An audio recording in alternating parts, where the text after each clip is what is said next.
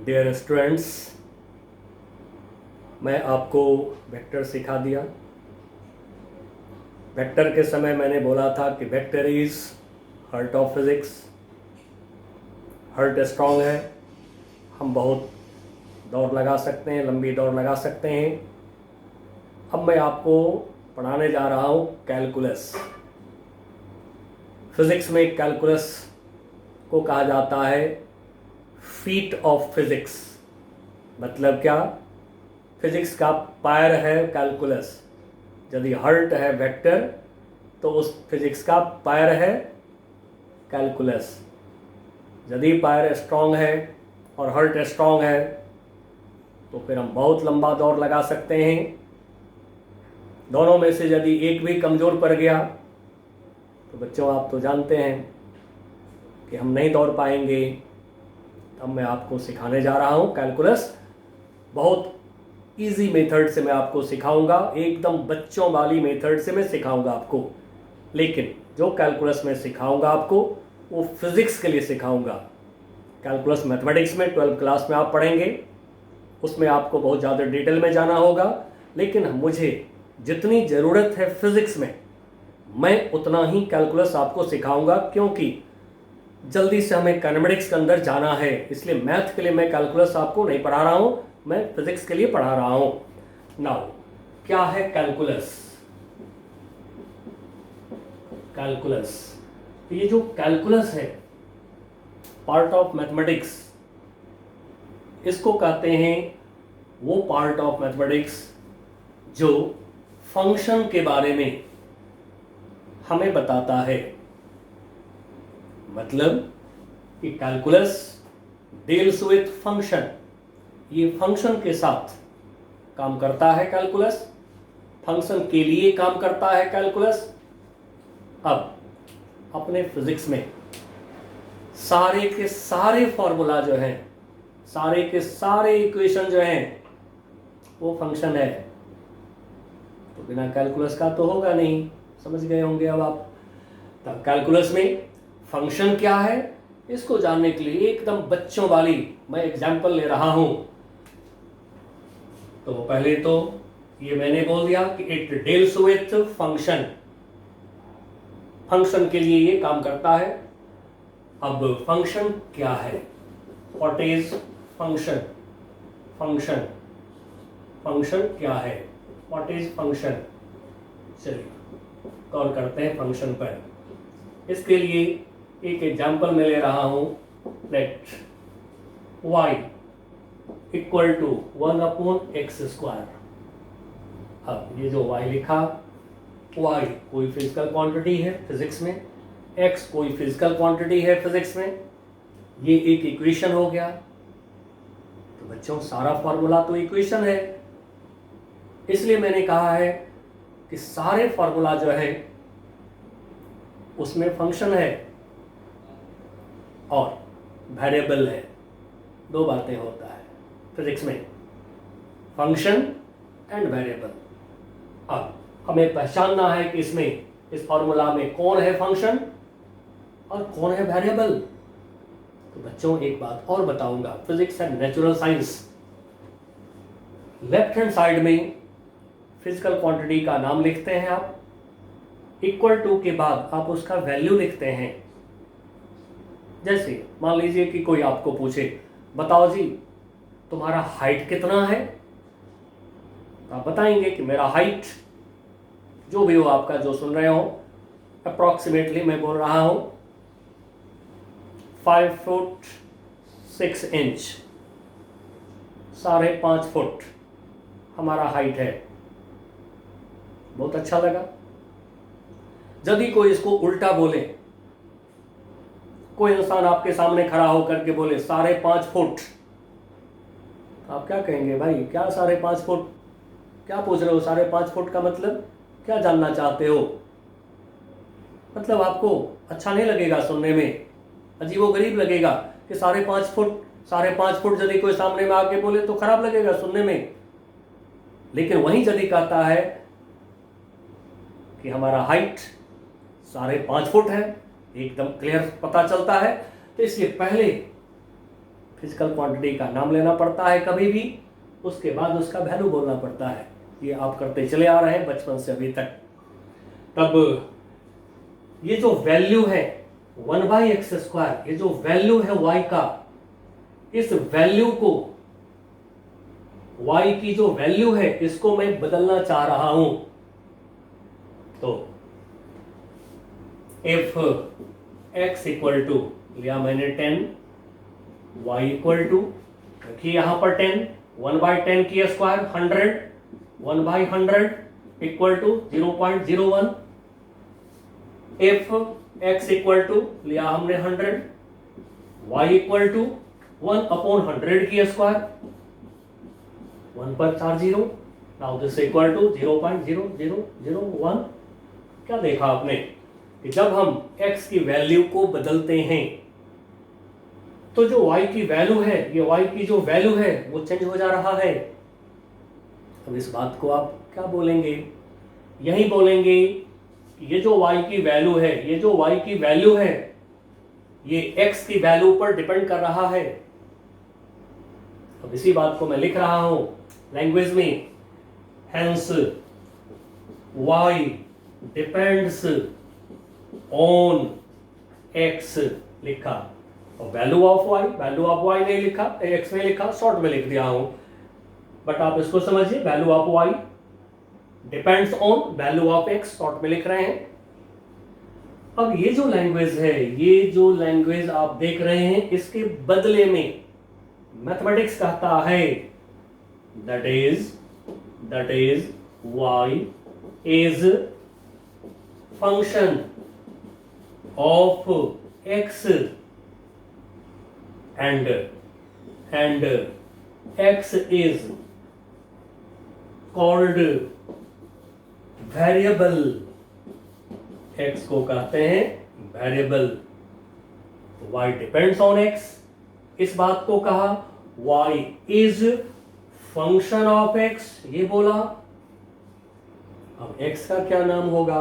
तो x का नाम है वेरिएबल। इसलिए बच्चों कभी भी आप एक बार बोल लीजिएगा कि जो भी कोई आपको फंक्शन दिया हुआ है, जो भी कोई इक्वेशन दिया हुआ है, तो आप उसमें एक बार बोल लीजिएगा कौन किस पर डिपेंड करता है। तो y depends on x, depends on के जगह पर फंक्शन ऑफ बोल लीजिए, तो y is function of x। ये एक तरह की पहचान हुआ। दूसरी तरह की पहचान भी बताता हूं, जो पहले बदलता है, जो पहले बदलते हैं उसका नाम वेरिएबल, और जो बाद में बदलता है, आपने x को पहले चेंज किया है, देन y चेंज हुए हैं, तो जो पहले चेंज होता है x, उसको नाम मिला है वेरिएबल, और जो बाद में चेंज हुआ है 1/x², यानी कि y जो बाद में चेंज हुआ है, इसको कहते हैं आप फंक्शन। दूसरे लैंग्वेज में पहले जो बदला वेरिएबल, बाद में जो बदला फंक्शन, इसी को एक और तरीका से आप समझ सकते हैं। पूरे फिजिक्स में लेफ्ट हैंड साइड में हमेशा फंक्शन होते हैं, राइट हैंड साइड में जो बदलने वाला टर्म है आपका वो वेरिएबल होता है। तो हर तरीका से पहचान में आ गया फंक्शन कौन, वेरिएबल कौन।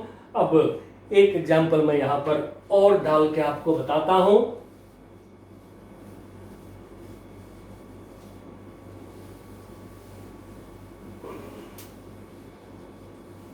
चलिए एक एग्जांपल और मैं ले रहा हूं, वो एग्जांपल इन साइन थीटा में सोचिए, आपने 10th में पढ़ा है। पहले आपको राइट एंगल ट्रायंगल में एंगल दिया गया होगा, फिर कहा गया होगा कि साइन थीटा निकालो, टेन थीटा निकालो, यानी जो ट्रिग्नोमेट्रिक आइडेंटिटी है वो आप निकालो। तो आपने निकाला होगा, साइन थीटा टेन थीटा सब निकाले होंगे आप। थीटा लिया हमने 0 डिग्री, साइन 0 डिग्री 0, थीटा लिया 30 डिग्री, साइन 30 डिग्री 1/2। क्या देख रहे हैं? पहले हम थीटा को बदलते हैं, फिर साइन थीटा बदल जाता है, एंड सो हम कहेंगे sine theta depends on theta. अब डिपेंड्स ऑन की जगह फंक्शन बोलते हैं, तो in sine theta depends on theta, that is sin theta is function of theta, और जो पहले बदलते हैं उसको वेरिएबल कहते हैं, and theta is variable, theta variable है। चलिए अब एक और मैं लेता हूं एग्जांपल, इन एक्स स्क्वायर, मान लीजिए एक्स स्क्वायर दिया गया है आपको, और आपको पहचानना है इसमें फंक्शन कौन, वेरिएबल कौन। तो एक्स स्क्वायर में टू तो कांस्टेंट है, कांस्टेंट को तो बदल ही नहीं सकते हैं हम लोग, कभी नहीं कांस्टेंट को चेंज करेंगे। एक्स की वैल्यू लिया 1 स्क्वायर 1, एक्स की वैल्यू लिया 2 स्क्वायर 4। क्या देख रहे हैं, पहले हम एक्स को चेंज कर रहे हैं, देन एक्स स्क्वायर की वैल्यू चेंज हो जा रहा है, बदल जा रहा है। तो पहले एक्स को चेंज किए हैं, इसलिए एक्स वेरिएबल हो गया हमारा, एक्स स्क्वायर इसके बाद बदलते हैं, एक्स स्क्वायर हो गया फंक्शन किसका, एक्स का। तो फिर हम बोलेंगे x square is function, short में लिखा f n, x square is function of x and x is variable, x हो गया वेरिएबल। इस तरह से बच्चों हर तरीका से फंक्शन को पहचानना हम लोग जान गए। और फिजिक्स में तो बहुत अच्छी बात है कि एलएचएस में हमेशा फंक्शन होता है एलएचएस में, और आरएचएस में हमेशा वेरिएबल होता है। आराम से पहचान लीजिए, फिर अपना जो है मजे से कैलकुलस को यूज करेंगे। तो कैलकुलस में हम लोग करते क्या है, तो फिजिक्स में हम लोग कैलकुलस में सबसे पहले limit value of a function निकालते हैं, फिर डिफरेंशिएशन करते हैं एंड इंटीग्रेशन करते हैं। यही 3 काम होता है, ज्यादा डिफरेंशिएशन इंटीग्रेशन होता है। लिमिट जो है वो तो जस्ट थोड़ा बहुत समझाने के लिए यूज होता है, बट मेन रोल है कैलकुलस में, फिजिक्स में डिफरेंशिएशन का और इंटीग्रेशन का। लेकिन पहले हम थोड़ा सा लिमिट को जान लें। लिमिट जानने से पहले ऐसे वेक्टर में मैंने एक जानकारी आपको दे दिया हुआ है, फिर भी मैं यहाँ पर लिख देता हूँ, a number divided by 0 this is equal to infinity. Physics में इंफिनिटी लार्जेस्ट नंबर है हमारा, 0 सबसे छोटा नंबर है। माइनस आता है तो फिजिक्स जवाब मांगता है हमसे, क्यों लिया नेगेटिव, जवाब नहीं देने पर हमारा मार्क्स कटता है एग्जाम के अंदर, इसलिए नेगेटिव का जवाब देना पड़ेगा आपको हमेशा। इसलिए सावधान रहिएगा नेगेटिव से, जब नेगेटिव आया तुरंत उसके बाद तुरंत जवाब दीजिए क्यों नेगेटिव आया, नहीं तो वहां पर आपको 12वीं में मार्क्स कटेगा। नाउ यहीं पर number divided by infinity is equal to 0, यानी स्मॉल से डिवाइड करते हैं तो लार्ज मिलता है, और लार्ज से जब डिवाइड करते हैं तो स्मॉल मिलता है।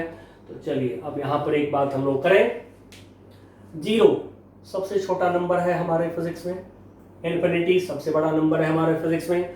तो यदि कोई कम हो रहा है तो कहां तक कम होगा, 0 तक। लास्ट उसका कहां पर होगा कम होने का, 0 पर। कोई इंक्रीज कर रहा है, बढ़ रहा है तो कहां तक बढ़ेगा वो, इन्फिनिटी तक बढ़ेगा। तो इन्फिनिटी जो हो गया लास्ट हो गया बढ़ने का, लास्ट को ही लिमिट बोलते हैं, पहचान लीजिए वर्ड को सिंपली। लास्ट का नाम लिमिट होता है, लास्ट वैल्यू मतलब लिमिट वैल्यू। एंड सो अब यहां पर हम लिमिट वैल्यू ऑफ फंक्शन की बात करते हैं। चलिए इसके लिए बहुत सिंपल सा एग्जांपल जो आप अभी लिए हैं मैं उसी को यूज कर रहा हूं, ठीक है, एग्जांपल बदल ले रहा हूं। तो फिर limit value of a function, limit value of a function.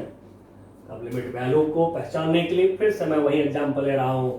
Late y equal to 1/x², if x equal to 10, y equal to 1/100, 0.01, if x equal to 100, y equal to 1/1000, 10,000 equal to 0.0001। हम और नहीं ले रहे हैं, 2 से आगे पता चल जाएगा। अब देखिए ये x इंक्रीज करते करते करते कहाँ तक जाएगा ये, तो ये बढ़ते बढ़ते बढ़ते इन्फिनिटी तक जाएगा फिजिक्स में। ये जो डिक्रीज हो रहा है, कम हो रहा है, तो कम होते होते होते होते जब बहुत छोटा वैल्यू हो जाता है कि जब मेजर करने के लायक नहीं बचता है, तो क्या कहते हैं, जीरो हो गया। ठीक है, तो जीरो का मतलब फिजिक्स में है कि जब तक आप किसी को मेजर कर सकते हैं तब तक मेजर करिए। जब इतना छोटा हो गया, इतना छोटा हो गया कि कोई मेजर ही नहीं कर सकता है उसको, तो फिर उसी को हम लोग लेते हैं जीरो। अब जब x चला इन्फिनिटी की तरफ, तो फिर यहां पर जो y हमारा फंक्शन है उसकी वैल्यू चला किधर, जीरो की तरफ। और फाइनली y कहां पर जाएगा, लास्ट वैल्यू y का क्या मिलेगा, हमें जीरो मिलेगा, क्योंकि x बढ़ते बढ़ते बढ़ते जब अपने लास्ट वैल्यू इन्फिनिटी पर पहुंचेगा, तो यहां पर इन्फिनिटी रख दीजिए जरा। इन्फिनिटी का स्क्वायर भी इन्फिनिटी लेंगे, क्योंकि इन्फिनिटी से बड़ा तो नंबर नहीं है, तो इन्फिनिटी का square infinity, 1 by infinity, any number by infinity zero. तो जिस समय x का लास्ट वैल्यू होगा इन्फिनिटी, उस समय y का भी लास्ट वैल्यू डिक्रीज होकर क्या होगा, जीरो। अब इसी बात को लैंग्वेज में लिखते हैं, हेंस इफ x टेंड्स, यानी कि x बढ़ता है, टेंड्स टू इन्फिनिटी, यदि x इन्फिनिटी की तरफ बढ़ते हैं, when x tends to infinity, if x tends to infinity, then limit value of y की जो अंतिम वैल्यू है is equal to zero। अब ये जो लैंग्वेज लिखे हैं, इतना बड़ा लैंग्वेज, ठीक है, जीरो को मैं ब्रैकेट में जीरो ऐसे भी लिख देता हूं। इतने बड़ी लैंग्वेज को मैथ लिखता है शॉर्ट में, कैसे लिखता है, that is x tends to infinity, if x tends to infinity, अब ये लिखा हमने। अब लिमिट वैल्यू ऑफ y, इसके ऊपर लिखते हैं लिमिट, और इसके सामने लिखते हैं y, limit value of y को शॉर्ट में लिमिट y लिखते हैं। अब इज इक्वल टू जीरो, यही लिमिट लिखने का तरीका है बच्चों। 10th पास बच्चे को इस तरह से समझाना होता है हम लोगों को, जिससे कि आप समझ जाइए। तो limit x tends to infinity, y equal to zero. लेकिन यहाँ पर एक परेशानी है। अब इस समय क्या परेशानी है, यदि ये हटा दिया जाए, इस लाइन को यदि कोई हटा दे, तो इसको हटा करके, अब यदि कोई आपको कहे इसको हटा दिया जाए, पूरा हटा दें इसको हम, यदि ये हटा दिया हमने, अब यदि कोई आपको कह दे ये बात कि when x tends to infinity y equal to zero, आप बिल्कुल नहीं मानिएगा, तुरंत कहिएगा भाई कैसे होगा, कोई तो रिश्ता ही नहीं है इन दोनों में, तो फिर इसके बढ़ने घटने से इस पर क्या फर्क पड़ेगा, कोई फर्क नहीं पड़ेगा। एंड सो बच्चों, ये जो फंक्शन होता है, फंक्शन को हमेशा वेरिएबल के टर्म में लिखना पसंद करेंगे हम, जिससे कि कोई आराम से समझ ले कि वेरिएबल में और फंक्शन में क्या रिश्ता है, कोई आराम से समझ ले। एंड सो y के जगह पर यदि हमने ये लिखा x tends to infinity, limit value यानी लिमिट y के जगह यदि 1/x² लिख दिया, तो नाउ इक्वल टू, अब कोई बच्चा खुद ही निकाल लेगा, x का लास्ट वैल्यू इन्फिनिटी होगा, इन्फिनिटी यहां रख देगा, इन्फिनिटी का square infinity, 1 by infinity zero, तो फिर अपने आप कोई स्टूडेंट निकाल लेगा, इसको कह देगा ये जीरो होगा। क्यों जीरो होगा भाई, तो हमें चाहिए 1/x² का last value, x tends to infinity है, तो x का लास्ट वैल्यू क्या होगा, इन्फिनिटी। जिधर की तरफ कोई बढ़ेगा अंतिम जगह उसका वही होगा जिधर की तरफ वो जा रहा है। अब निकला कोई घर से बाहर, मंदिर के लिए निकला, मान लीजिए मस्जिद के लिए निकला, गुरुद्वारे के लिए निकला, चर्च के लिए निकला, तो क्या होता है, वो वहां तक पहुंचता है। बस तो वही बात है अपने फिजिक्स में, नेचुरल साइंस से, फिजिक्स से। तो x यदि टेंड्स टू इन्फिनिटी होता है तो फिर यहां पर इन्फिनिटी तक x आवेगा, x का लास्ट वैल्यू इन्फिनिटी होगा, हम यहां पे डाल देंगे 1/∞² इक्वल टू 0 हो जाएंगे। ये है बच्चों लिमिट वैल्यू लिखने का तरीका हमारा, और ये इसका वैल्यू भी हो गया। चलिए एक मैं छोटा सा एग्जांपल यहाँ डाल देता हूँ जिससे कि आप और ज़्यादा क्लियर हो जाइएगा। तो जैसे फॉर एग्जांपल हमसे कहा गया कि x टेंड्स टू 0 है, निकालो जी limit value of 2x² plus 3x plus 2, निकालो इसका वैल्यू। तो हम क्या करेंगे, x की लास्ट वैल्यू क्या होगा, 0 डाल देंगे, x के जगह पर x के ऊपर डाल देंगे।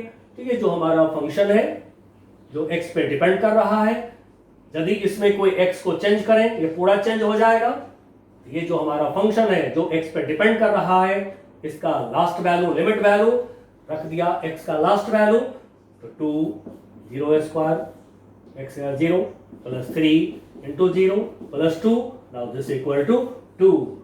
ये बच्चों मैंने लिमिट लिखना सिखा दिया, एक एग्जांपल दे दिया आपको जिससे कि आप आराम से लिमिट को पहचानते रहिए।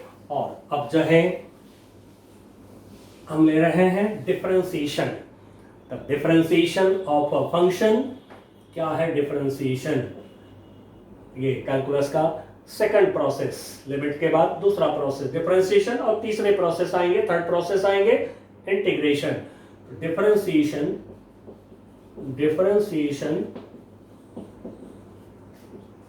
Of a function, differentiation of a function with respect to, differentiation of a function with respect to a variable, ये इसका पूरा लैंग्वेज है। Differentiation of a function with respect to a variable is a process, ये एक process है। Differentiation जो है, differentiation is a process, ये एक प्रोसेस है, एक मेथड है। ये कौन सी प्रोसेस है, to find differential coefficient, to find differential coefficient of function. अब इसको मैं शॉर्ट में डीसी लिख दे रहा हूं क्योंकि वर्ड बड़ा है और आगे हमें यूज करना है, इसको बार बार लिखना होगा। तो डिफरेंशिएशन ऑफ अ फंक्शन को डीसी लिख दिया शॉर्ट में, ठीक है ना, डिफरेंशियल कोएफिशिएंट डीसी। तो differential coefficient of a function with respect to a variable, ये है डिफरेंशिएशन। डिफरेंशिएशन जो है एक प्रोसेस है, कौन सी प्रोसेस है, to find differential coefficient DC of a function with respect to a variable. अब बच्चों आपके मन में आ रहा होगा डिफरेंशियल कोएफिशिएंट क्या होता है। तो डिफरेंशियल कोएफिशिएंट को पहचानते हैं। तो चलिए इसके लिए हम यहां से सपोज कर रहे हैं, let y is a function, y एक फंक्शन है ऑफ x, ठीक है, y डिपेंड्स ऑन x, जैसा कि अब आप जान गए हैं, y is function of x, y x पर डिपेंड करता है। अब यदि हमने लिया x में स्मॉल चेंज, तो फिर हम ले रहे हैं, let us suppose let a small change in x is delta x। बच्चों जो 10th पास बच्चे होते हैं उनके लिए इस सिंबल को पहचानना जरूरी है। डेल्टा इसको पढ़ेंगे, ट्रायंगल नहीं, इसको डेल्टा पढ़ेंगे आप। डेल्टा x इसका मतलब होगा इसका मतलब होगा चेंज इन एक्स। अब कहेंगे स्मॉल, अभी हमने स्मॉल लिया है इस पर्टिकुलर टॉपिक के लिए, हमने स्मॉल लिखा है, but change in x, delta x, ये पहचान लीजिए इस सिंबल को। ठीक है, मैं इसको मार्क कर देता हूं। कभी भी डेल्टा लगा मिल जाए फिजिक्स में किसी में तो समझ जाइएगा तो उसमें चेंज है ये। अब इस समय हम ले रहे हैं डिफरेंशिएशन के लिए, ले रहे हैं स्मॉल चेंज एक्स में।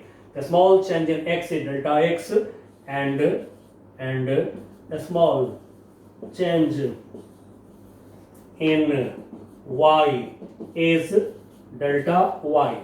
अब आप बच्चों अच्छी तरह से जान गए हैं कि यदि x में हम चेंज करेंगे तो y में चेंज होगा। यदि x में हम थोड़ा सा चेंज करें, जैसे हमने लिया है 10 के बाद 100 लिया। अब यदि y में मान लीजिए कि x इक्वल टू 10 के बाद में x इक्वल टू दोबारा आप ले लीजिए 10.001। अब आप उसको रखिए 1/x² में, y की वैल्यू निकालिए। आप देखेंगे बिल्कुल थोड़ा सा जो है y का वैल्यू कम हो रहा है, तो फिर क्या कहेंगे कि जब x में बहुत छोटा चेंज लेंगे तो y में भी बहुत छोटा चेंज होगा। अब जो x में और y में जो चेंजेस हैं,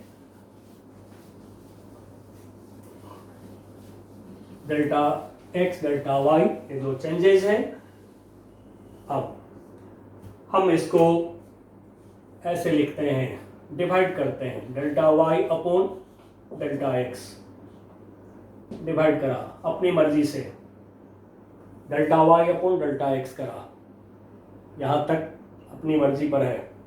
अब इसका ले रहे हैं लिमिट वैल्यू, इसका ले रहे हैं limit value when delta x tends to 0।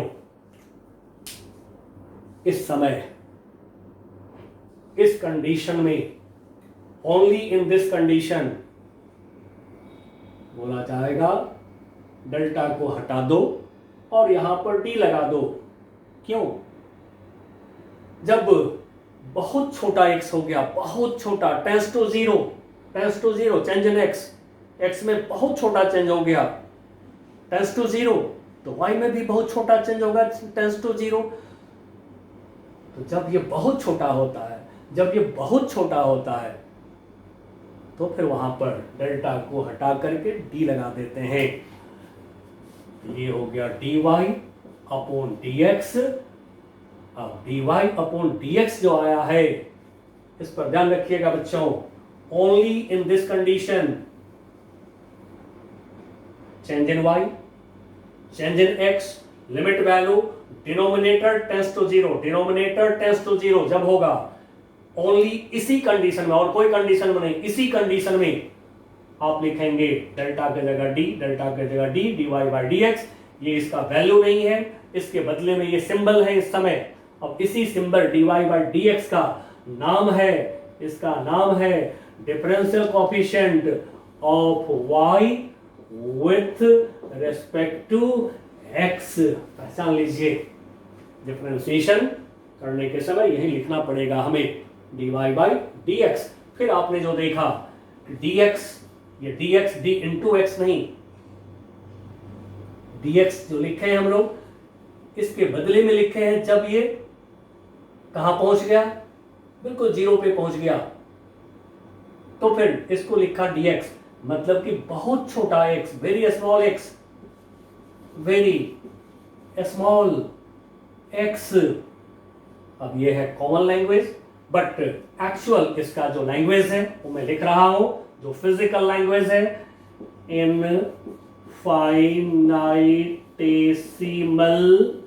Infinitesimal x, ये इसका फिजिकल लैंग्वेज है। dx infinitesimal x means very small x, उसी तरह से dy तो बोलेंगे very small y, very small y, फिर इनफाइनाइटेसिमल y इसको बोलेंगे। तो बच्चों आज से एक नया सिंबल मिला है आपको, यदि डी लगा हुआ कभी मिल जाए तो आप उसको इस तरह से बोलेंगे।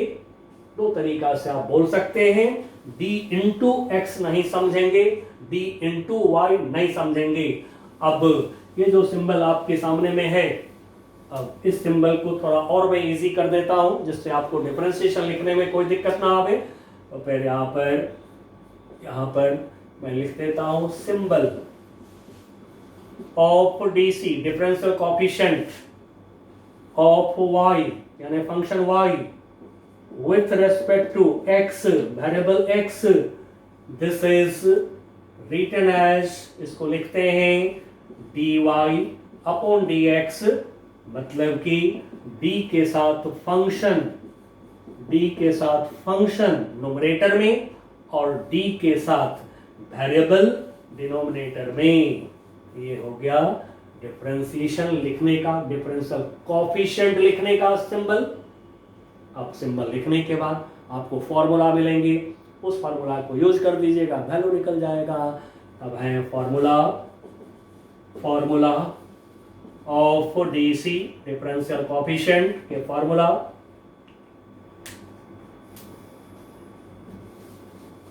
और जैसा कि मैं आपसे बोला हूं, फिर बोल रहा हूं कि बच्चों आप लोग एनसीईआरटी बुक की जो फर्स्ट पार्ट है उसके पीछे आपको बहुत सारे मैथमेटिकल फॉर्मूले हैं जो आप क्लास 9 में देखे हैं, 10th में देखे हैं, 11 में देखेंगे, 12 में देखेंगे। ऐसे तो मैं मैक्सिमम जो फॉर्मूले हैं वो मैं दूंगा, लेकिन अब जो 9, 10 के फॉर्मूले हैं उसको आप देख लेंगे, क्योंकि यदि मैं लिखाने लगूंगा उसमें समय लग जाएगा बहुत। तो इसलिए आप उसको एनसीईआरटी बुक के जो फर्स्ट पार्ट है, 11 की बुक का जो फर्स्ट पार्ट है उसके पीछे फॉर्मूला को कभी कभी देखते रहिएगा। Now formula of DC physics के लिए, लेकिन पहले ही बोल दिया हूं कि मैं फिजिक्स के लिए कैलकुलस पढ़ा रहा हूं आपको। तो नंबर 1 डी एक्स की power n upon d x, this is n x raised power n minus 1। Number 2 d e to the power x dx।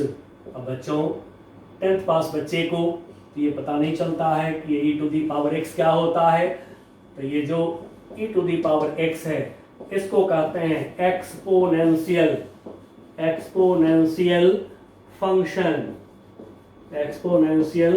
Function.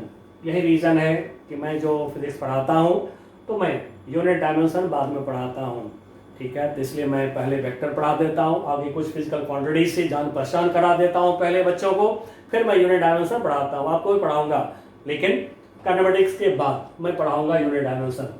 तो नाउ ई रेज्ड पावर एक्स, इसको एक्सपोनेंशियल फंक्शन कहते हैं।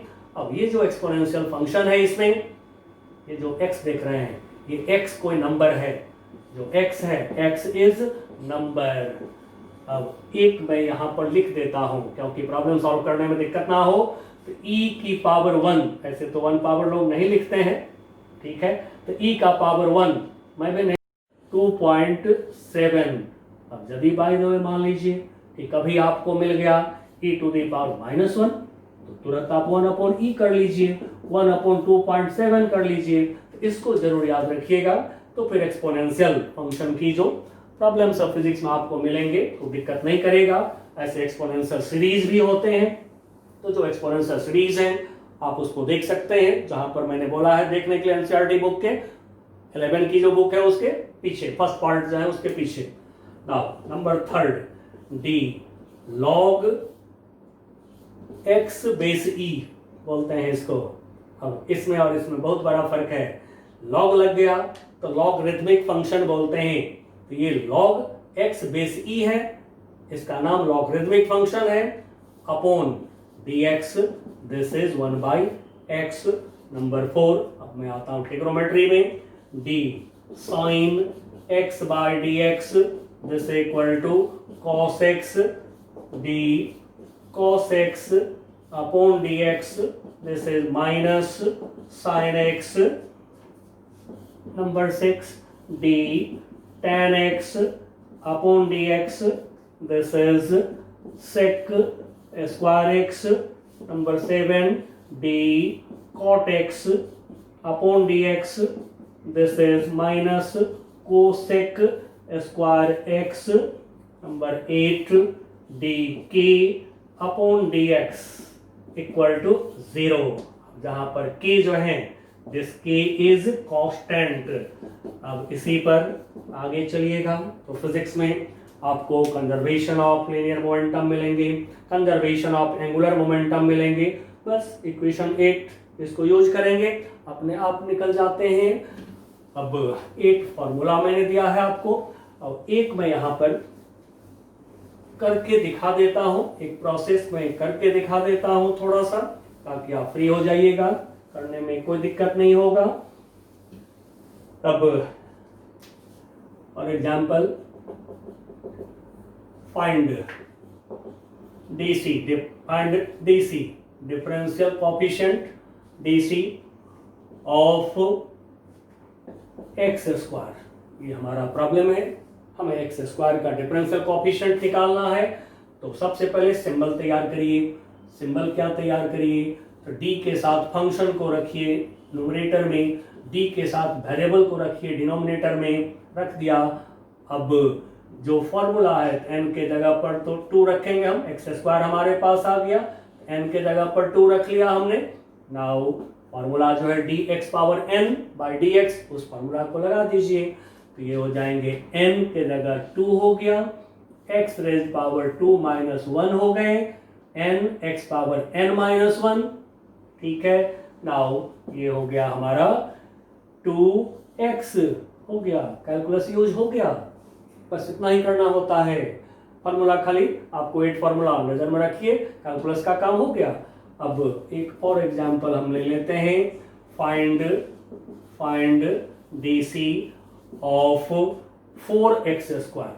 मान लीजिए अब ये है, तो देखिए पहले symbol D, solution D 4x square upon dx। अब ये 4 है कांस्टेंट, कांस्टेंट को डिफरेंशिएशन के बाहर निकाल देंगे, क्योंकि कांस्टेंट के लिए कैलकुलस नहीं है अपना। एंड सो कांस्टेंट को पहले आउट कर देंगे, आउट कर दिया, बच गया dx स्क्वायर बाई dx। अब जैसा कि किए हैं dx square by dx, dx power n, तो dx पावर n का डिफरेंशिएशन, तो 4 into dx square by dx, 2x हो गया, 2x हो गया। नाउ ये हो गया हमारा 8x, डिफरेंशिएशन का काम कंप्लीट। यानी कि यदि कांस्टेंट आपके फंक्शन में अटैच हो तो उसको पहले बाहर निकाल लीजिए कांस्टेंट को, देन उसके बाद में जो बच गया उस पर फॉर्मूला डाल लीजिए। तो ये है बच्चों आपके लिए 8 फॉर्मूला, एक करके भी दिखा दिया हूं। अब आप मजे से आगे करते रहिएगा, जब काइनेमेटिक्स में पढ़ाऊंगा वहां पर आएंगे velocity dx by dt, differential coefficient of displacement with respect to time, आएंगे acceleration, differential coefficient of velocity with respect to time. फटाफट आप डिफरेंशिएशन आप कर लेंगे, लेकिन थोड़ा सा यहाँ पर मैं एक प्रोसेस भी बता देता हूँ, जिससे कि थोड़ा और आपको परेशानी कम हो जाएगा। एक एग्जांपल से ही प्रोसेस बता दे रहा हूँ। Find differential coefficient of 2x square plus 3x cube minus 4x की पावर 4। चलिए हमें इसका निकालना है डिफरेंशियल कोएफिशिएंट। तो पहले हम सिंबल लिखेंगे d। अब ये फंक्शन है हमारा 2x square plus 3x cube minus 4x की पावर 4 अपॉन dx, x पर डिपेंडेंट है। अब अलग अलग कर दीजिए सबको, plus d 2x square by dx, d 3x cube by dx, minus minus है तो minus d 4x 4 power dx, और कांस्टेंट को बाहर निकालते जाइए। तो this equal to d 2x square by dx, 2 को बाहर निकाला, बच गया d x square by dx। उसी तरह से d 3x cube by dx करेंगे, प्लस 3 को बाहर निकालिए, d x cube by dx minus d 4x4 by dx, 4 को बाहर निकाला, dx power 4 by dx। Now formula डाल दीजिए जैसे डाले हैं, x पावर n, तो 2 into n x power n minus 1, तो 2x power 2 minus 1, 1 plus 3 dx cube x n के जगह 3 आ गया, तो 3x की पावर 3 माइनस 1। ठीक है, 3 माइनस 1, चलिए 2 डायरेक्ट लिखते हैं, इसको डायरेक्ट लिखते हैं, minus 4 dx power 4, x power 4, तो फिर n के जगह पर 4 आ गया, इंटू 4 x की पावर 4 माइनस 1, 3 हो गया डिफरेंशिएशन का काम, फिनिश। बस अब इसके बाद मैथमेटिक्स में कॉमन लेना, सॉल्व करना, जो भी करना होगा, अब आगे का काम अपना मैथमेटिक्स में जैसे करते हैं आप वैसे ही करेंगे। अब थोड़ा सा प्रोडक्ट और रेशियो देख लें, इसमें एडिशन सब्ट्रैक्शन देख लिया हम लोग। तो यदि रेशियो होता है या प्रोडक्ट होते हैं, differential coefficient of product of two functions की यदि प्रोडक्ट हैं तो उसका differential coefficient this equal to differential coefficient of first function, short में लिखा fn यानी फंक्शन, ये निकाल लेंगे, इनटू सेकेंड फंक्शन मल्टीप्लाई करेंगे, फिर plus differential coefficient of second function पहले निकाल लेंगे, इनटू फर्स्ट फंक्शन कर देंगे, आपका डिफरेंशिएशन हो जाएगा। नेक्स्ट अब रेशियो के लिए देख लें, डिफरेंशियल कोएफिशिएंट ऑफ रेशियो या कहिए कोशेंट, जैसे भी बोलिए, कोशेंट ऑफ टू फंक्शंस। अब देखिए रेशियो में न्यूमरेटर एंड डिनोमिनेटर, जैसे कोई लिखें x अपॉन y, तो आप x को क्या कहते हैं, न्यूमरेटर बोलते हैं, y को क्या बोलते हैं, डिनोमिनेटर बोलते हैं। तो कोई रेशियो है, कोई कोशेंट है, तो फिर यहां पर न्यूमरेटर डिनोमिनेटर मैंने लिख दिया है। अब लिखता हूं डिफरेंशियल कोएफिशिएंट डीसी लिख दिया। अब ये पूरा वर्ड नहीं लिख रहा हूं, आप ये समझेंगे, differential coefficient of ratio equal to differential coefficient of numerator ये निकालेंगे, इनटू डिनोमिनेटर ये करेंगे, फिर माइनस साइन देंगे। अब मैं यहां से लिख रहा हूं, माइनस के बाद minus differential coefficient of denominator पहले निकालेंगे, इनटू करेंगे न्यूमरेटर। अब पूरे को, होल को, इस पूरे को डिवाइड करेंगे डिनोमिनेटर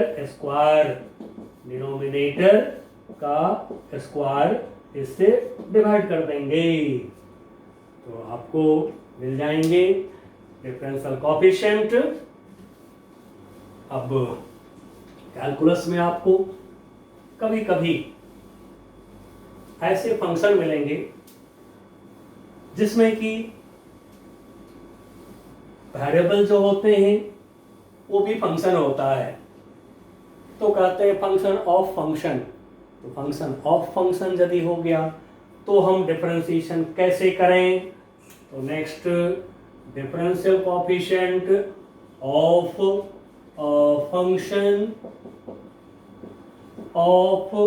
फंक्शन जैसे let y equal to sine x square. अब देखिए इसमें x की वैल्यू यदि बदल दें हम, एक्स स्क्वायर बदल जाएगा, x square is function of x जान चुके हैं। अब ये थीटा हो गया, हमारा एंगल हो गया, यदि थीटा बदल जाए तो क्या होगा, साइन थीटा बदल जाएगा। तब क्या हम कहेंगे, इसको मन ही मन थीटा समझ लीजिए, तो sine theta depends on theta, sine theta is function of theta, मतलब sine x square depends on x square, sine x square is function of x square. अब x square depends on x, x square is function of x, function of function इसी को बोलते हैं। अब हमें चाहिए differential coefficient of y with respect to x। क्यों, y depends on x, x बदलेगा y बदल जाएंगे, and so y is function, variable is x, तो dy बाई dx हमें चाहिए, डिफरेंशियल कोएफिशिएंट चाहिए। अब देखिए d sign x square by d x लिखा हमने। अब जो फॉर्मूला आप पढ़े हैं उतना ही पर आप काम करिएगा, कोई पजल मत होइएगा, क्योंकि इसमें बहुत सारे लोग चेन रूल और क्या क्या करते हैं। हम लोग फिजिक्स पढ़ाने वाले नेचुरली चलते रहते हैं। तो डी साइन थीटा, तो नीचे डी थीटा होना चाहिए। तो जो हमें चाहिए पहले उसको सामने लाइए पहले। तो लिखा हमने d sine x square upon लिखा d x square, d sine theta upon d theta लिखा हमने। अब ये एक्स्ट्रा टर्म आ गया, एक्स्ट्रा टर्म आ गया, कोई चिंता नहीं, आप इससे मल्टीप्लाई कर दीजिए, कर दिया मल्टीप्लाई। अब ये dx जो कहते हो छोड़ दीजिए नीचे। तो इसलिए बच्चों फिजिक्स नेचुरल साइंस है, जब इसमें आप काम करिए ना तो एकदम नेचुरली सोचिए, पहले हमें क्या चाहिए हमें ये देखना है, ठीक है।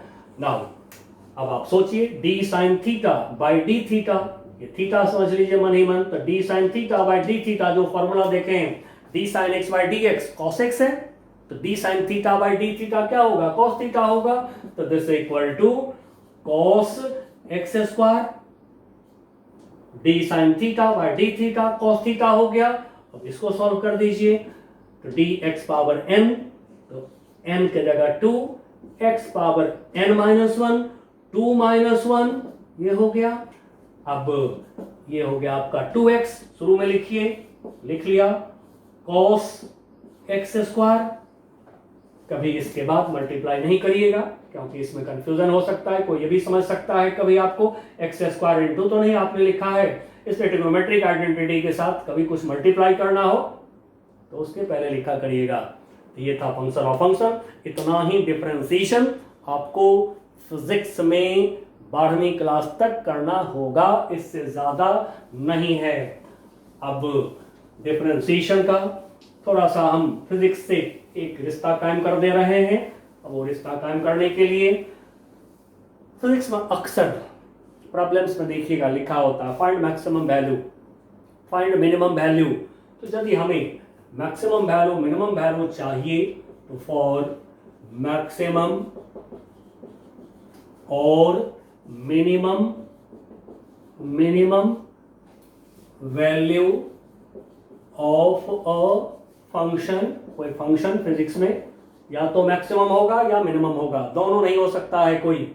जैसे एक ऑब्जेक्ट को ऊपर फेंक दिए तो मैक्सिमम हाइट तक जाएगा, ठीक है, ऊपर से गिरा दिए तो मिनिमम हाइट तक जाएगा। तो इस तरह से मैक्सिमम और मिनिमम यही दो बात होते हैं।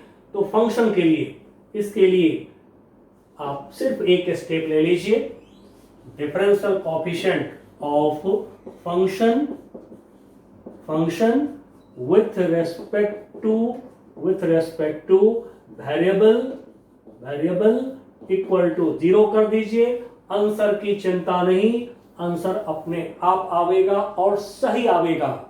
तो ये दो शब्द यदि दिख गया फिजिक्स में कभी, maximum and minimum, differential coefficient of function निकालिए, इक्वल टू 0 करिए, सॉल्व करिए, आंसर पक्का आवेगा।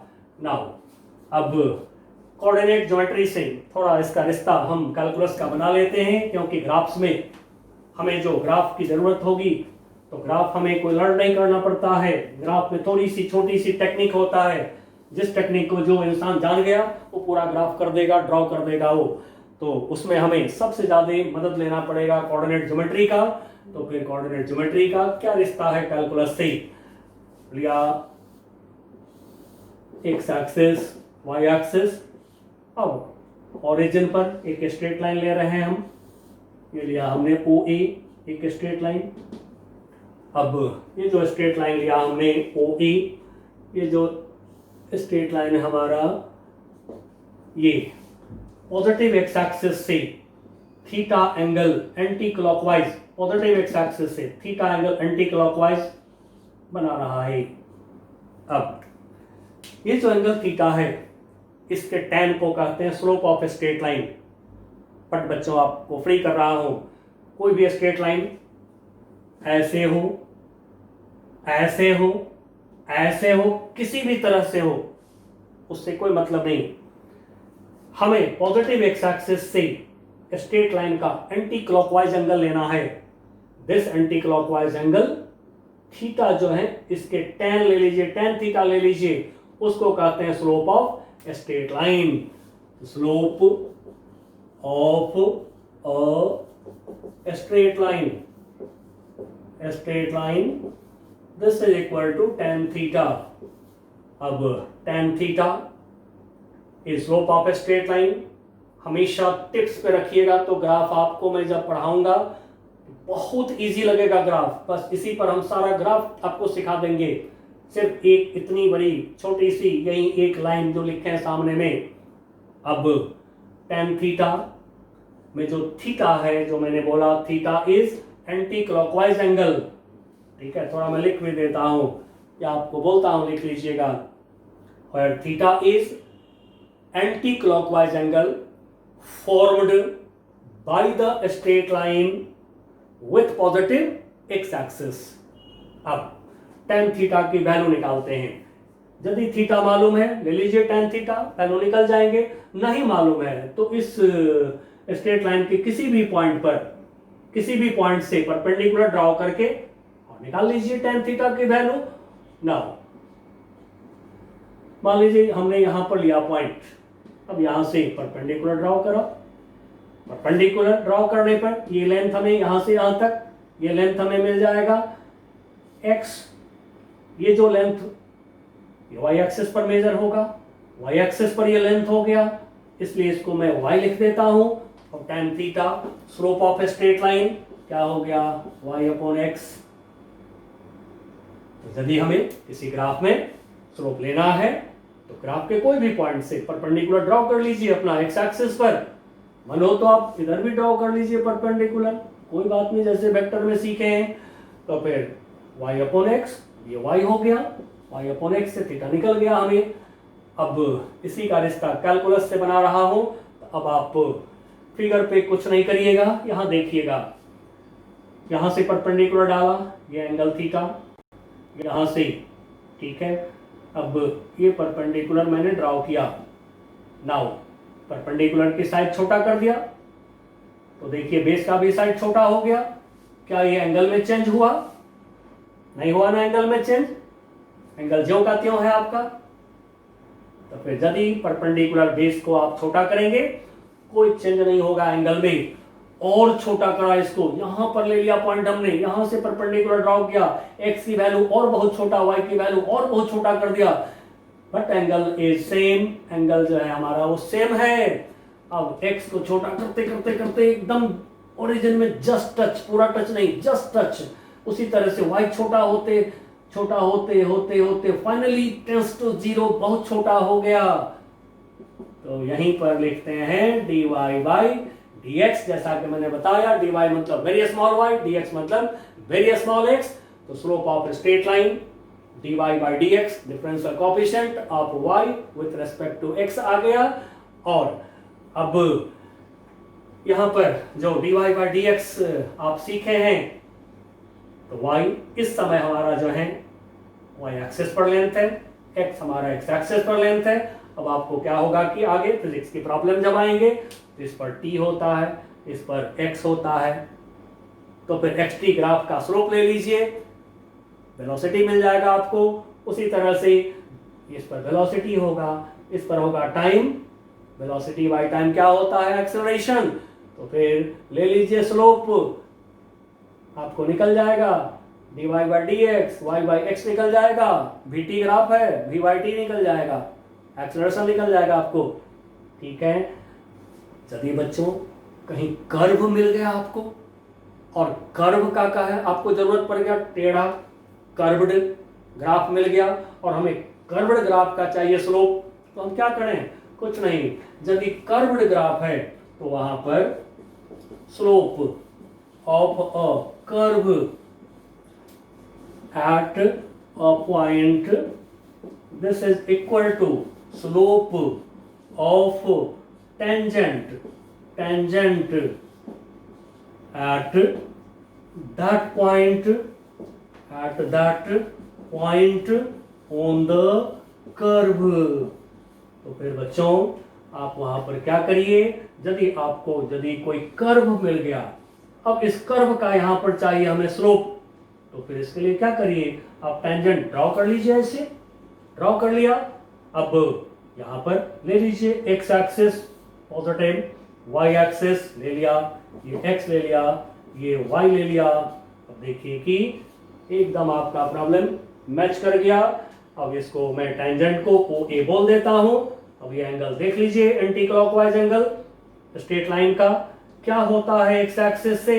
अब ये एंगल थीटा हो गया, तो फिर क्या होगा, slope of tangent, slope of straight line. Tangent का मतलब क्या होता है, जो कर्व को टच करे उसको टेंजेंट कहते हैं। अब ये टेन थीटा स्लोप हो गया, जहां पर के थीटा वही है जो ऊपर लिखे हैं, स्ट्रेट लाइन का anti clockwise angle with x axis. बच्चों, आपको काइनेमेटिक्स में या फिर पूरे फिजिक्स में डिफरेंशिएशन का किसी तरह का कोई परेशानी अब आपको नहीं होगा, ग्राफ में कोई परेशानी अब आपको नहीं होगा। अब बच्चों, जब मैं आपको आगे इंटीग्रेशन सिखाऊंगा, ठीक है, तो इंटीग्रेशन की मदद से आप बहुत सारे फंक्शन को ऐड कर सकते हैं, आप ये सीखेंगे। तो फिर अगला टॉपिक हमारा होगा इंटीग्रेशन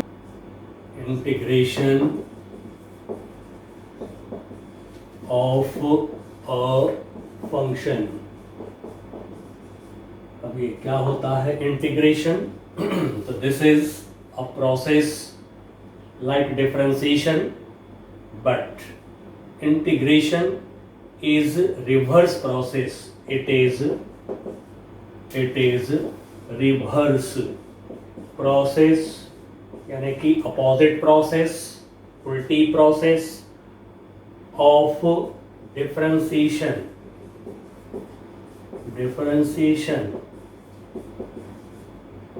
यानी कि किसी फंक्शन को आप डिफरेंशिएट कर दीजिए, डिफरेंशिएशन कर देंगे किसी फंक्शन को, देन जो रिजल्ट मिलेगा, यदि उस रिजल्ट को इंटीग्रेट कर दें, यानी कि डिफरेंशिएशन से जो रिजल्ट मिला हमें, अब हम उस रिजल्ट का इंटीग्रेशन कर दें, तो आपको लौट करके वही फंक्शन मिल जाएंगे। तो इसलिए लोगों ने नाम रखा कि integration is reverse process of differentiation and it is also known as summation मतलब एडिशन ऑफ फंक्शंस। कई सारे फंक्शंस को सम करने के लिए, ऐड करने के लिए भी इंटीग्रेशन की हम मदद लेते हैं। अब इसके सिंबल क्या होते हैं, इंटीग्रेशन की सिंबल ऑफ इंटीग्रेशन, जो इंटीग्रेशन की सिंबल हैं, जो इसके सिंबल हैं, ये होते हैं, इसको इंटीग्रेशन पढ़ेंगे। इसके बाद फंक्शन, और फंक्शन के बाद डी के साथ में वेरिएबल, ये है इंटीग्रेशन की सिंबल। पहचान लीजिए, पहले ये इसको इंटीग्रेशन पढ़ते हैं, समेशन इंटीग्रेशन पढ़ते हैं इसको। इसके बाद जो फंक्शन होगा वो लिख करके और डी के साथ में वेरिएबल को लिखेंगे। अब इसी वेरिएबल की मदद से फंक्शन को पहचानेंगे आप। क्यों? आपने पढ़ा कि function depends on variable, function variable पे निर्भर होते हैं। तो वेरिएबल को बदलने पर जो बदल जाएंगे वो हमारा फंक्शन होगा, वेरिएबल को चेंज करने पर जो चेंज नहीं होगा हम उसको कांस्टेंट बोलेंगे। और कांस्टेंट को डिफरेंशिएशन में जैसे आउट कर देते हैं, इंटीग्रेशन में भी जो कांस्टेंट होगा उसको आप आउट कर देंगे। अब थोड़ा इस सिंबल को लिख करके मैं आपको एक एग्जाम्पल के साथ दिखा देता हूं, जिससे कि लिखने में कोई परेशानी ना हो। For example, for integration of sine x. अब देखिए साइन एक्स, जैसा कि आपने डिफरेंशिएशन में देखा कि साइन एक्स एक्स थीटा की जगह पर है, थीटा को बदलने से साइन थीटा बदलते हैं, एक्स को बदलेंगे यानी कि ये एक्स थीटा है, बदलेंगे साइन थीटा बदल जाएगा। तो sine theta is function of theta, sine x is function of x. अब हमें लिखना होगा इस तरह से इंटीग्रेशन, फिर लिखा साइन एक्स और डी के साथ में, इसमें वेरिएबल कौन है एक्स, तब ये एक्स लिखा। लेकिन ऐसे ब्रैकेट करके लोग लिखते नहीं हैं, ये मैं आपको थोड़ा अलग अलग देखने के लिए ऐसे लिख दिया था। इसको ऐसे नहीं लिखते हैं, इसको डायरेक्ट लिखा जाता है इस तरह से, इंटीग्रेशन साइन एक्स dx। ठीक है, डी के बाद में ब्रैकेट का यूज नहीं होता है। ठीक है, हमने इसको अलग अलग देखने के लिए एक बार लिख दिया था। अब जैसे हमें फॉर एग्जांपल हमें कहा गया कि आप एक्स स्क्वायर का इंटीग्रेशन करो, तो for integration of x square, अब इसके लिए हम क्या करें, हम लिखेंगे integration x square is function of x and so dx, ये हो गया इंटीग्रेशन फंक्शन और d के साथ में वेरिएबल, d के साथ में जो वेरिएबल है उसको लिख दिया, हो गया इंटीग्रेशन हो गया। अब यहीं पर यदि हमसे कहा जाए, बोला जाए कि इंटीग्रेट करो 4x स्क्वायर को, तो फिर for integration of 4x square, इसके इंटीग्रेशन के लिए हम लिखेंगे 4x स्क्वायर dx। बट इसमें 4 कांस्टेंट है, क्यों? यदि x को हम चेंज करें, यदि हम x को वेरिएबल को चेंज करें तो ये 4 तो चेंज होगा नहीं। इस तरह से इंटीग्रेशन में वेरिएबल को देख करके जांच कर लेंगे। यदि यहां पर हम y लिख दें तो ये y भी कांस्टेंट हो जाएगा, क्यों? x को बदलने से यहाँ y में कोई चेंज नहीं होगा। यहाँ हम z लिख दें तो z भी हो जाएंगे कांस्टेंट, क्यों? x को बदलने से x स्क्वायर बदलेगा, z तो बदलेगा नहीं। तो फिर हम उनको बाहर निकाल देंगे। तब इसको बाहर निकाल दिया हमने, कांस्टेंट को आउट कर दिया, बच गया इंटीग्रेशन के अंदर एक्स स्क्वायर dx। ये हमारा सिंबल हो गया। ऐसे हम सिंबल लिखेंगे, पहले सिंबल लिखने के बाद हमारे पास में फॉर्मूला होगा, फॉर्मूला से हम वैल्यू निकाल लेंगे। जैसे डिफरेंशिएशन में मिला आपको फॉर्मूला, इंटीग्रेशन में भी मिलेगा फॉर्मूला। अब कौन कौन से फॉर्मूला है जिसको कि फिजिक्स में हम लोग यूज करेंगे, चलिए। तो formula of integration, formula of integration number 1, integration x power n dx equal to x power n plus 1 upon n plus 1। Number 2, integration e raised power x, e की power x dx, this equal to e की power x। Number 3, integration 1 by x dx, this equal to log x base e। Number 4, integration sin x dx, this equal to minus cos x। Number 5, integration cos x dx, this equal to sin x। अब थोड़ी सी एक just जानकारी के लिए जरूरत नहीं है, लेकिन जानकारी के लिए मैं आपको दे रहा हूं। जैसे आपको डिफरेंशिएशन में देखा, cos x का differential coefficient minus sin x होता है, तो माइनस साइन एक्स का इंटीग्रेशन cos x हो गया, यानी रिवर्स प्रोसेस ऑफ डिफरेंशिएशन। अब इधर जो माइनस है उसको इधर कर दिया हमने। Now number 6, integration sec square x dx, this is equal to tan x। इस तरह से आप आगे भी देख सकते हैं, जैसे tan x का डिफरेंशिएशन sec स्क्वायर x का integration tan x। Number 7, integration cosec square x dx, this is equal to minus cot x। Number 8, integration dx this equal to x। अब यहाँ पे कोई कंफ्यूजन में नहीं जाइएगा, क्योंकि इंटीग्रेशन तो देख रहे हैं, डी के साथ वेरिएबल भी देख रहे हैं। अब आप कहेंगे यहाँ तो फंक्शन गायब है, इसकी कंफ्यूजन में मत जाइएगा कोई। यहाँ x की पावर 0 यानी कि 1 ये छिपे हुए हैं इस समय। एंड सो जरा सा भी कंफ्यूजन में कोई मत जाइएगा, एज फार्मूला इसको याद रखिएगा हमेशा, integration dx equal to x। Now number 9, integration sine kx dx। अब ऐसा इंटीग्रेशन में जो k कांस्टेंट है, where k is constant, इस कांस्टेंट k को आप बाहर नहीं निकाल सकते हैं, क्योंकि kx इज वन एंगल। मान लीजिए कि ये 60 डिग्री है, तो 2 इंटू 30 डिग्री यदि हम लिख दें और 2 को बाहर निकाल दें, बहुत बड़ी गलती होगी। एंड सो वन एंगल को कभी भी आप पार्ट नहीं करेंगे, तो फिर हम करें क्या? तो अपनी फार्मूला को मैच करेंगे ओनली, और कुछ भी नहीं करेंगे। Integration sine x D x minus cos x है, तो आप इसको वन टर्म मान करके पहले आप इसका इंटीग्रेशन निकाल लीजिए। तो ये हो गया साइन के एक्स, साइन एक्स तो माइनस कॉस एक्स, साइन के एक्स तो ये हो जाएंगे माइनस कॉस के x.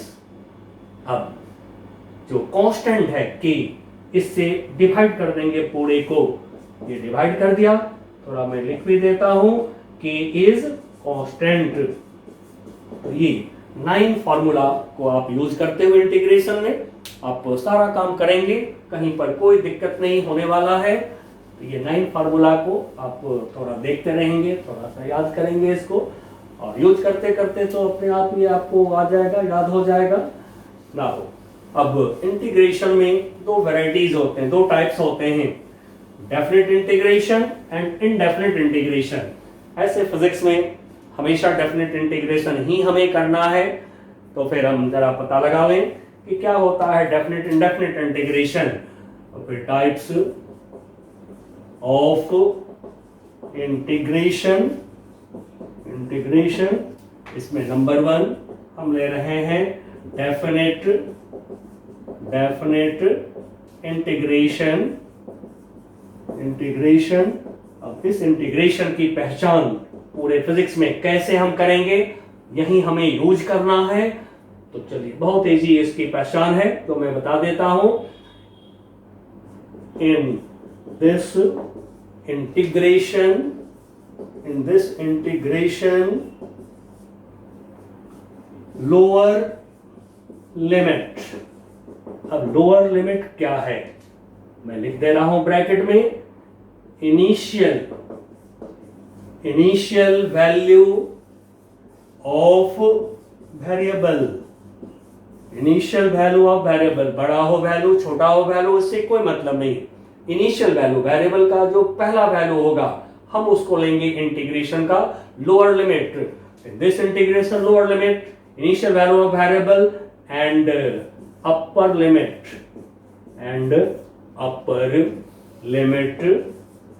upper limit is final value of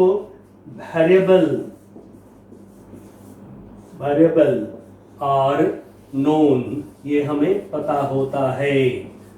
बस इंटीग्रेशन में लोअर लिमिट और अपर लिमिट आपको पता होगा।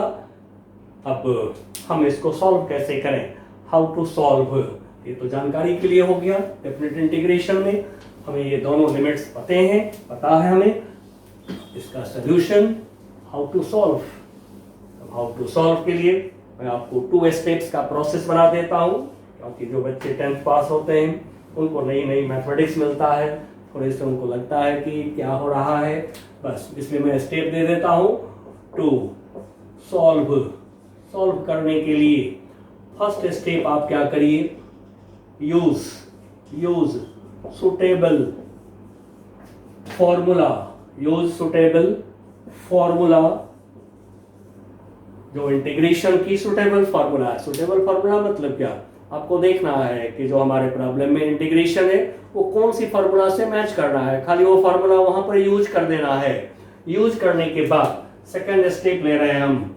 सेकंड स्टेप में मैं बिल्कुल एकदम प्रैक्टिकल लैंग्वेज लिख रहा हूं। Put upper limit at the place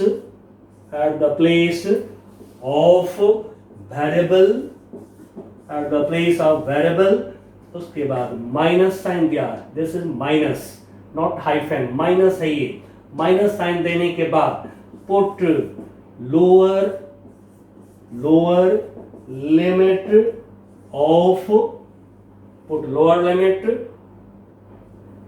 put upper limit at the place of variable. अब ले रहे हैं put lower limit at the place of variable, ठीक है। दिस इज माइनस, ये है माइनस, मैं लिख दे रहा हूं जिससे कि आपको ध्यान रहे। बस सिंपल लैंग्वेज, चाइल्डिश लैंग्वेज लिख दिया हूं बच्चों वाली।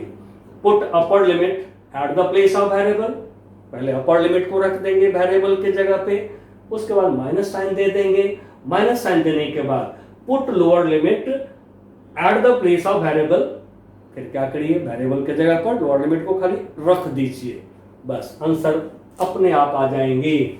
For example, integration cos x dx। Now x का इनिशियल वैल्यू, एंगल का यहां पर x एंगल के जगह पर है cos थीटा है ये एक्चुअली, डी थीटा, ये थीटा है एक्चुअली इस समय। थीटा का इनिशियल वैल्यू हमें किसी प्रॉब्लम में दे दिया π/2, ये दे दिया।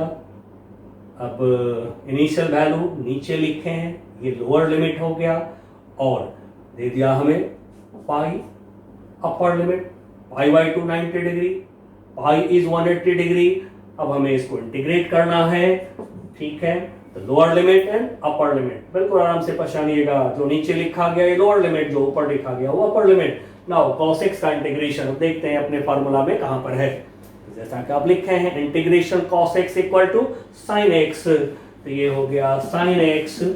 अब जैसे ही sin x इसके बदला में लिख लिए तो ये सिंबल तो अब गायब हो गया, ये वाला सिंबल तब है नहीं हमारे पास में। तो फिर अब हम क्या करेंगे, लिमिट तो है ही अभी हमारे पास में, तो इसको क्या करते हैं, ब्रैकेट में डाल देते हैं। ब्रैकेट में डाल करके लोअर लिमिट को लिखा नीचे, अपर लिमिट को लिखा ऊपर, ये हुआ हमारा first step. Use suitable formula, जो सुटेबल फार्मूला उसको यूज कर लिया। अब आ रहे हैं सेकंड स्टेप में। तो सेकंड स्टेप में साइन x वेरिएबल है, x है वेरिएबल, तो पुट अपर लिमिट को पुट कर रहे हैं at the place of variable, यहां लिखा साइन पाई। अब माइनस साइन दिया, put lower limit at the place of variable, अब x के जगह पर π/2 रखा, तो साइन π/2। अब जैसा कि आप जान चुके हैं, sine pi 180 degree equal to 0 minus sine π/2 90 degree हो गया, साइन 90 डिग्री इज 1, आंसर हो गया हमारा इक्वल टू -1। यही है हमारा डेफिनेट इंटीग्रेशन, और ये प्रोसेस बता दिया है बच्चों। एकदम आराम से आप काम करिएगा, कोई परेशानी नहीं है। अब यहाँ से आगे एक मैं इंडेफिनिट का भी नहीं देता हूं, ऐसे जरूरत तो नहीं है हमें इंडेफिनिट इंटीग्रेशन की, लेकिन फिर भी कहीं कहीं पर यूज करते हुए बुक्स में आपको दिखेगा, तो फिर दिखा देता हूं ताकि आप परेशान ना हो। नाउ अब सेकंड हम ले रहे हैं, second type indefinite integration. Now अब यदि आपको कोई इंटीग्रेशन दिया गया, ये दिया गया, अब इसमें लोअर लिमिट अपर लिमिट नहीं है, तो समझ जाइए कि ये इंडेफिनिट इंटीग्रेशन है, ठीक है। इंडेफिनिट इंटीग्रेशन, जब लोअर लिमिट अपर लिमिट नहीं दिए जाते हैं, देन हम समझते हैं इसको इंडेफिनिट, यानी कि अनसर्टेन इंटीग्रेशन। अब आप इसको बिल्कुल उसी तरह से जो फॉर्मूला है उसको यूज कर देंगे, तो फिर ये हो गया x power n+1 divided by n+1। लेकिन इसमें क्या है, कि इंटीग्रेशन फॉर्मूला लगाने के बाद इसमें एक कांस्टेंट लोग अपनी तरफ से ऐड कर देते हैं, दिस इज इनडेफिनेट कांस्टेंट। अब ये जो सी लगाया हमने, सी के कुछ भी लगा दीजिए, कोई भी कांस्टेंट जिसका कि आपको वैल्यू पता नहीं होना, जैसे प्रोपोर्शनलिटी कांस्टेंट में होता है x proportional to y, x equal to ky लिख देते हैं, तो प्रोपोर्शनलिटी कांस्टेंट का तो पता होता नहीं है। सिमिलरली ये अननोन कांस्टेंट यहाँ पर, इनडेफिनेट कांस्टेंट यहाँ पर ऐड करे जाते हैं, इसी से नाम भी पड़ गया है इनडेफिनेट इंटीग्रेशन। अब इस सी का नाम होता है integration constant, this C is called integration constant.